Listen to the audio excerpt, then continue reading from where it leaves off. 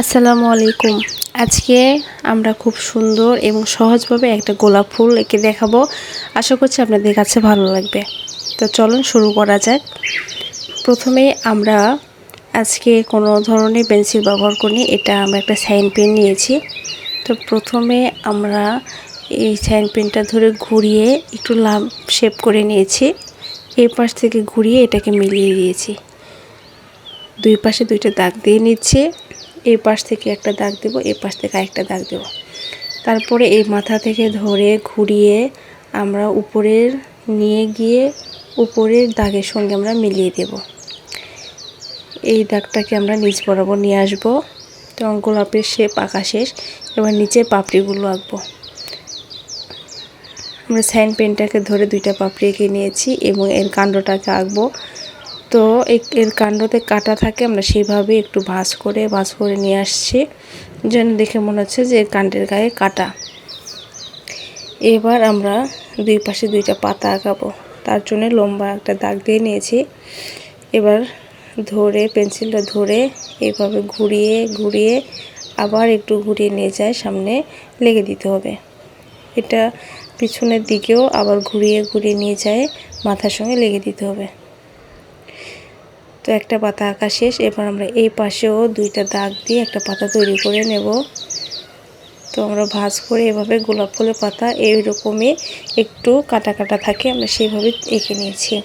এবার আমরা গোলাপ ফুলটাতে রং করে দেখাবো। ফুল ভিডিওটা দেখবেন, আপনাদের অবশ্যই ভালো লাগবে। তো গাঢ় সবুজ রং, যেটা আমরা ঘাসে ব্যবহার করি, ঘাসের যে সবুজ রংটা রয়েছে ওইটা নিয়ে আমরা এর পাপড়ি, কাণ্ড এবং পাতাতে ব্যবহার করব। তো দুই কাণ্ডতে পাপড়িতে আমাদের রং করা শেষ। এবার এর যে কাণ্ডটা রয়েছে আমরা সেখানে রং করে নিচ্ছি। এরপর আমরা পাতাতেও রং করে নেব। কালারটা দেখতে কিন্তু খুব সুন্দর লাগছে। ভিডিও লাস্টে গেলে আপনাদের কাছে আশা করছি আজকের এই গোলাপ ফুল আঁকাটা ভালো লাগবে এবং কালার করাটা সুন্দর লাগবে। তো আমরা পাতাতে গাঢ় সবুজ রং বা ঘাসের রং সেটা ব্যবহার করছি। তো একটা পাতাতে আমাদের রং করা শেষ। এবার আমরা আরেকটা যে পাতা রয়েছে সেই পাতাতে আমরা রং করে নেব এবং গোলাপ ফুল আমরা লাল রং করব। আপনারা চাইলে গোলাপি রঙও ব্যবহার করতে পারেন। তো আমাদের দুই পাতাতে রং করা শেষ। এবার একটা সাইন পেন দিয়ে আমরা এর কাণ্ডতে রং করব। এখানে পাস্টেলের মোটা রংটা ধরতে গেলে হয়তো বাইরে চলে যাবে, যে কারণে আমরা এখানে সাইন পেন ব্যবহার করছি। তো কালারটা দেখেন কত সুন্দর লাগছে, কত সুন্দর ন্যাচারাল মনে হচ্ছে।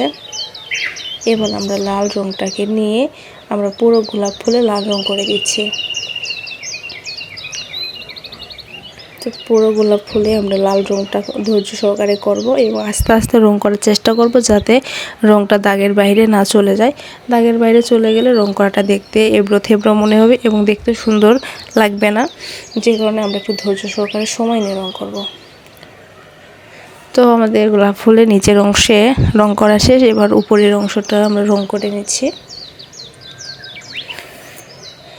এখনই দেখতে কতটা সুন্দর লাগছে দেখেন। পুরো রং করাটা হয়ে গেলে আরও বেশি সুন্দর লাগবে।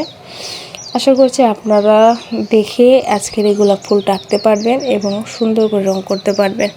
এখানে আমরা শুধুমাত্র দুইটা রং ব্যবহার করেছি, গাঢ় সবুজ এবং গাঢ় লাল কালারটা।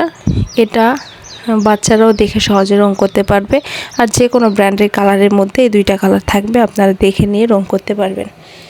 এবার গাঢ় সবুজ, যেটা আমরা গাছে ব্যবহার করে থাকি, সেই সবুজ কালারটা নিয়ে আমরা পাতার মাঝখানে যে দাগগুলো দিয়েছি সেই দাগগুলো গাঢ় করে নিচ্ছি এবং এবার একটা ব্ল্যাক কালার সাইন পেন দিয়ে আমরা পুরো গোলাপ ফুলটাকে দাগের উপর দিয়ে একটু গাঢ় কালার করে নিচ্ছি, যাতে দেখতে ভালো লাগে এবং বোঝা যায়। রং করার পরে আমাদের সাইন পেনের চিকন কালারটা দাগটা একটু হালকা হয়ে গিয়েছে, যে কারণে আমরা কালারটাকে গাঢ় করে নিলাম।